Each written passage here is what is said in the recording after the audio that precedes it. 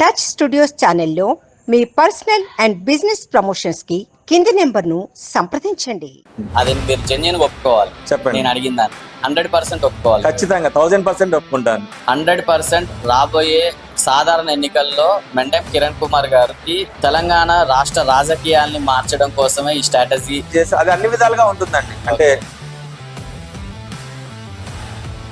తెలంగాణలో ఎంతో మంది నిరుద్యోగులను ప్రభుత్వ ఉద్యోగులుగా మార్చి ఎన్నో కుటుంబాల కలలను నెరవేర్చడానికి ఏర్పడిన ఒకే ఒక్క సంస్థ రైట్ చాయిస్ ఐఏఎస్ అకాడమీ. నమ్ముకున్న నాయకుడు పొంగులేటి శ్రీనన్న అడుగుజాడల్లో నడుస్తూ రాజకీయాల్లో కొత్త చరిత్ర సృష్టించాలి అనే పట్టుదలతో యువత రాజకీయాల్లోకి రావాలి అనే ఒక సంకల్పంతో నిరంతరం శ్రమిస్తున్న ఒకే ఒక్క వ్యక్తి మెండెం కిరణ్ కుమార్. నాలో ఉన్న గుణాలు 100% కిరణంలో ఉన్నాయి. అంటే చిన్న ప్రయత్నం చేస్తే కొన్ని లక్షల రూపాయలు బాగుపడతాయి. ఇప్పుడు కిరణ్ గారి విషయంలో సక్సెస్ ఆయన వెనకాల పరిగెడుతుంది అన్నమాట.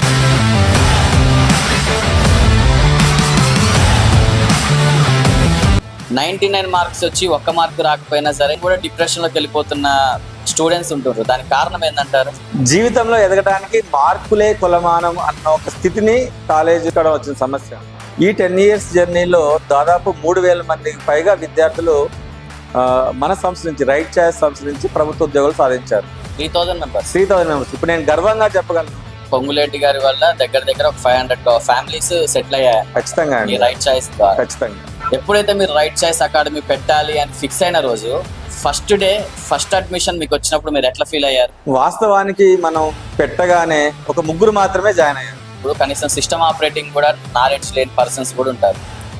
సో ఎందుకు వ్యవస్థ అనేది ఒక ప్రాక్టికల్ నాలెడ్జ్ మీదకి వెళ్ళలేకపోతుంది? ఓపెన్ చెప్తుంటే ఎడ్యుకేషన్ ఒక బిజినెస్ అయిందండి. రీసెంట్గా చూస్తారు కదా, 1 1 2 2 2 ఒక 1000 మందిలో 10 మందికి ర్యాంకులు వస్తే 10 మంది చూపించి 1,00,000 మందిని అడ్మిషన్లు తీసుకొని ఇంతకు ముందున్న గురువు అంటే భక్తి, భయం, గౌరవం రాను కాలంలో తగ్గిపోతూ వస్తుంది. మెండెం కిరణ్ కుమార్ అనే వ్యక్తి ఫ్యూచర్ టార్గెట్ ఏంటి అసలు? నా ఫ్యూచర్ టార్గెట్స్ డబ్బు లేకుండా పాసిబిలిటీ అవుతుంటారా? యూత్ రాజకీయాలకు వచ్చి ఇంత సీనియర్ నాయకుల్ని తట్టుకొని ఖచ్చితంగా ఇవాళ రేపు రాజకీయాలు ధనంతోనే నడుస్తున్నాయి. ఎలక్షన్స్ లో గెలవాలంటే ఒక ఎమ్మెల్యే గెలవాలంటే ఒక 30-40 కోట్లు ఖర్చు చేయాల్సి వస్తుంది.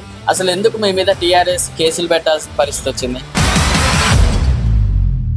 నేను వాళ్ళు కూడా చెప్పాను, నేను ఫస్ట్ నుంచి సీనన్తోనే ఉన్నాను, సో చావైనా బతుకైనా ఆయనతోనే ఉన్నాను. మీ టోటల్ జర్నీలో పొంగులేటి గారితోనే ఎందుకు స్టాండప్ తీసుకున్నారు మీరు? పొంగులేటి గారితో ఒక అనుబంధం అదొక మాటలో చెప్పేది కాదు. ఇన్నేళ్ల కాలంలో నేను సంపాదించుకున్న ఆస్తి. ప్రజలు ప్రతిదీ గమనిస్తుంటారు. తన దగ్గర డబ్బులు లేకపోయినా ప్రజలకి మంచి చేస్తాడు అని అనుకుంటే ఖచ్చితంగా వాళ్ళు ఆదరిస్తారు. జస్ట్ ఒక ఫోన్ కాల్ చేసినా కానీ సింపుల్గా 1,00,000 నుంచి 2,00,000 మంది యూత్ గ్యాదర్ అవుతారని మాకు ఇన్ఫర్మేషన్ ఉంది. అది వాస్తవమే అంటారా? ఒక కుటుంబాన్ని ఏర్పాటు చేసుకున్నాను జిల్లాలో, యువ కుటుంబాన్ని, యూత్ కుటుంబాన్ని ఏర్పాటు చేసుకున్నాను. ఎందుకు అట్లా యూత్ మిమ్మల్ని అంత గట్టిగా ఓన్ చేసుకోవడానికి కారణం ఏంటంటారు? మనం చేసే పని మంచిదైతే ప్రజలు లేదా యూత్ ఆటోమేటిక్గా మనల్ని చేస్తారండి. వాడికి ర్యాంక్ కావాలి, ఆ స్టూడెంట్కి ర్యాంకే ఇంపార్టెంట్, జాబే ఇంపార్టెంట్ అని చెప్పి బట్టి ఇచ్చి చదివించే సంస్థలు చాలా ఉన్నాయి. అది కరెక్టే అంటారా ఆ సిస్టమ్ అనేది? అది అంటే ఇది 2 విధాలుగా, కాంపిటేటివ్ ఎగ్జామ్స్ వేరు, అలాగే దానికి తోడు యూత్ కి టీఆర్ఎస్ కొంచెం అన్యాయం చేసాం. మీరేమో యూత్ ని తీసుకొచ్చి నాయకుడు చేయాలనుకుంటున్నారు, నాయకులేమో యూత్ ని పక్కన పెట్టుకొని రౌడీ షీటర్లను చేస్తున్నారు. ఈ రెండింటిని ఎట్లా మేనేజ్ చేయలేస్తారు మీరు? యూత్ ని సరిగా ఆర్గనైజ్ చేస్తే అది రాదు. ఒకప్పుడు ఉండేది దందాలు చేయడానికి లేదా ఇంకేం చేయడానికి, ఫెయిల్ అయిన వాళ్ళని తీసుకొచ్చి అనుచరులుగా తిప్పుకుంటుంది. కానీ ఈ పోటీ ప్రపంచంలో మీ దగ్గర ఏదైనా ఒక మంచి స్కిల్ ఉంటే తప్పితే మీరు రాణించలేరు. ఏదో జనరల్ గా లక్షలాది మంది నేను ఒకటి అంటే మన ప్రపంచం తొక్కేస్తారు.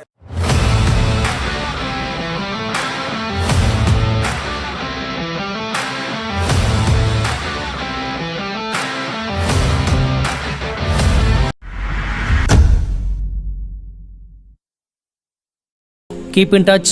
Please touch subscribe button.